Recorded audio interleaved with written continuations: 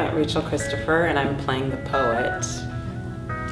I'm Zdenko Martin, and I am playing the Muse. Whitney, I'm directing the piece. So what makes it different, I think, is the playwright's kind of imagining of the night of this person who's traveled throughout time, coming out and telling us the story, but speaking to us in a way that we understand. So it's not all translated Greek, right? It's fueled through an American lens and this person connecting the action of the story to things we understand, like the Vietnam War and this incredible list of wars that we will all recognize. And the playwright talks about the relationship between the muse and the poet, and music as a literal representation of the muse.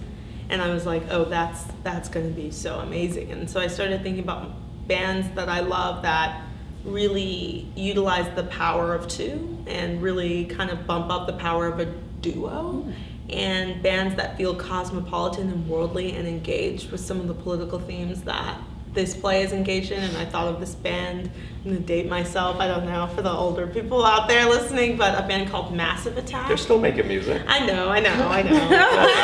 When I was listening to Massive Attack, that's what I responded to immediately is, how do we now take that as an inspiration and then go make our own music that, creates this this bubble or gel, for lack of a better way to describe it, so that for Rachel to play it. Yeah. Because it's like that's the hard trick. It's like you've really got an hour and a half of text, and Rachel has to be speaking. Right.